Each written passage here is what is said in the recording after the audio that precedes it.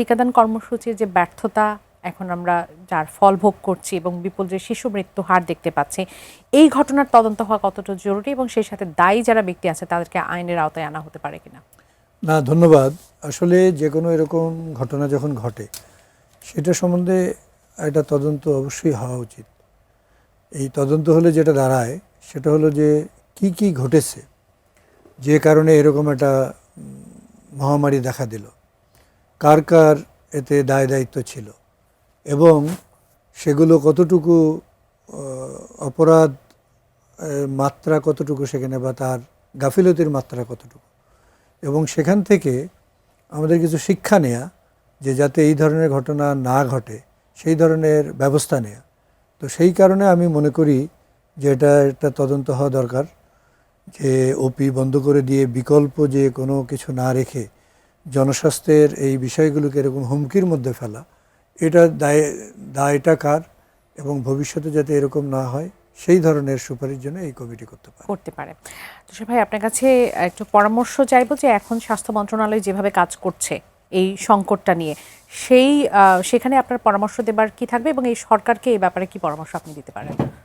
প্রথম বিষয় হচ্ছে মানুষের মনে আতঙ্ক কমাতে হবে, তাদেরকে রিঅ্যাসিওরেন্স দিতে হবে, বলতে হবে যে কি ব্যবস্থা নেওয়া হয়েছে এবং কত দিনের মধ্যে আউটব্রেক নিয়ন্ত্রণের পরিকল্পনা রয়েছে এবং কত দিনের মধ্যে এই টিকাদান কর্মসূচিকে আগের হারে ফিরিয়ে আনার বিষয়টি রয়েছে। পাশাপাশি তাদেরকে করণীয় কি এটা জানাতে হবে, যে বাচ্চার যদি জ্বর হয় আতঙ্কিত না হয় কি করতে হবে, হামের র্যাশ দেখা দিলে কি করে বুঝবেন যেটা হাম অথবা অন্য কোনো কিছু, তারপরে কখন রোগীকে হাসপাতালে নিয়ে যেতেই হবে, এবং বাসায় যদি হাম হয় তাহলে তাকে কি করে রাখতে হবে বাসাতে, এই বিষয়গুলি জানাতে হবে।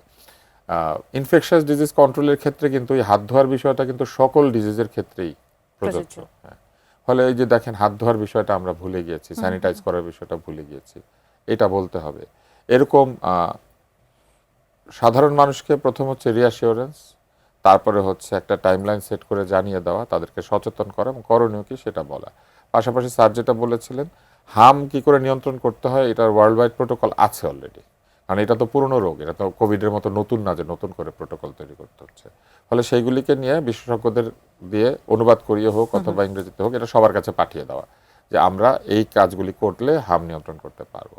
তারপর হচ্ছে এই আমি বুঝি না, মানে সরকার সবসময় মহামারী শব্দটাকে ভয় পান। মহামারী একটা ডেফিনেশন, মানে এটা একটা সংজ্ঞায়িত জিনিস আর কি। মহামারী হইলে বললে মহামারী কোনো অসুবিধা নাই, কিন্তু তো মহামারী আসলে কি সংজ্ঞাতে বলা আছে যে কোন একটি নির্দিষ্ট এলাকায় একটা নির্দিষ্ট সময়ে আগের বছরের চাইতে যদি একটা নির্দিষ্ট সংখ্যক রোগ বেড়ে যায় পার্সেন্টেজে, তাহলে সেটা মহামারী। অর্থাৎ গত বছর ওই এলাকায় ওই সময়ে যে পরিমাণ রোগ ছিল এই বছর তার তুলনায় একটা নির্দিষ্ট সংখ্যক রোগী বেড়ে গিয়েছে, এটাই হচ্ছে মহামারী।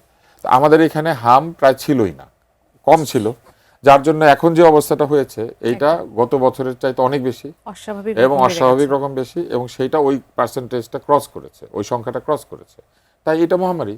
আর মহামারী হইলে কি হবে, মহামারী বললে যেটা হয় মানুষের মধ্যে এইটার যে গুরুত্ব এবং এইটার যে ভয়াবহতা এটা বোঝাতে অনেক সহজ হয়। ঠিক আছে, ধরে নিলাম এটা মহামারী না, এটা আউটব্রেক।